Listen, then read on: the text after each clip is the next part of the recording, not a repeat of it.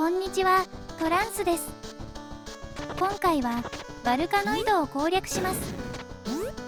元のゲームは見ての通り対等のアルカノイドです。名前も含めていろいろと似すぎていますね。でもご安心ください。アルカノイドとは全然違います。強いて言うならブロック崩しの一つです。トランスはアルカノイドも極めています。ワンコインクリアは数十回達成しています。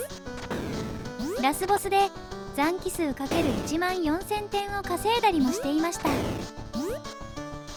ルカノイドはパワーアップが存在せず、全て硬いブロックの11面をノーミスでクリアすることができればワンコインクリアは可能と言われていました。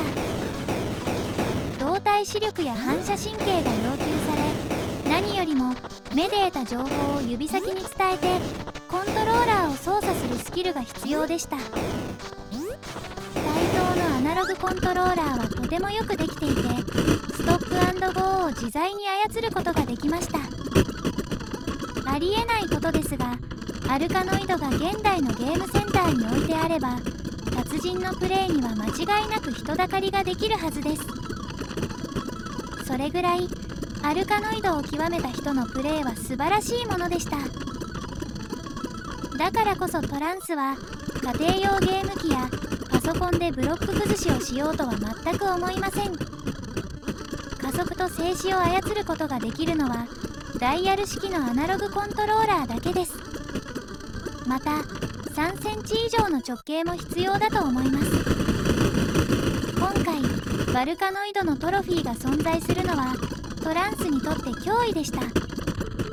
アルカノイドを極めたトランスだからこそプレイステーションのコントローラーごときで繊細な操作性を再現なんかできないことをよく知っています。これにはトロフィー取得が不可能な可能性もあると恐れていました。実際には奇遇でした。バルカノイドは見た目と名前こそアルカノイドに似てはいますが、ゲーム性は全然異なります。まずゲームオーバーになりえません。ブロック崩しが苦手なプレイヤーへの救済なのでしょうが、ミスをしてもすぐに時期のアイテムが降ってきます。またスピードも全く上がりません。おかげでクリアするのがとても苦痛になるステージがあります。遅すぎます。時期の端に当てて角度を変える技も使えません。ひたすら遅いボールを打ち返します。さて、いつものことながら攻略になっていないのですが、トロフィー取得の条件はエンディングを見ることのようです。その昔、初プレイワンコインクリアを達成したアーケードゲームのことを一瞬思い出しました。あれはシューティングゲームだったと思います。名前は思い出せません。難易度設定を間違えたせいで印象にも残らないかわいそうなゲームは存在します。アルカノイドはとてもうまくできていましたね。似たようなゲームは多く存在してきましたが、プレイヤーが面白いと感じる難易度設定が真似できたブロック崩しは一つもありませんでした。いえ、セガのギガスは面白かったです。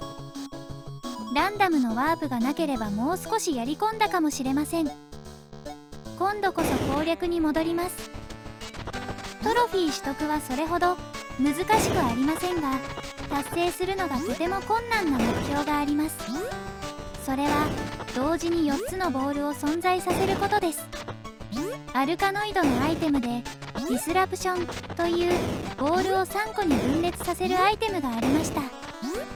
それと似たようなアイテムがありますが、色はオレンジ色です。これは1個取得すると2個に分裂します。この状態でもう1つ取得すると3個になります。目標達成のためには3個のボールを維持しながらもう1個のアイテムを取得する必要があります。やってみると分かりますが、そのチャンスがほとんど訪れません。可能性があるのは時期を長く伸ばした状態で分裂アイテムが多く出ることです。当然達成可能なステージが限られます。トランスはプレイステーション4でトロフィーを回収している時に偶然達成できました。ですが達成可能な状況を想定し常に狙っていました。トランスは一応トロフィーハンターということにしておいてください。でも動画を見直してみると4個目は画面上に現れませんでしたね。これ経験した人はメッセージを残してくださいね。いかがでしたか？また来週お会いしましょう。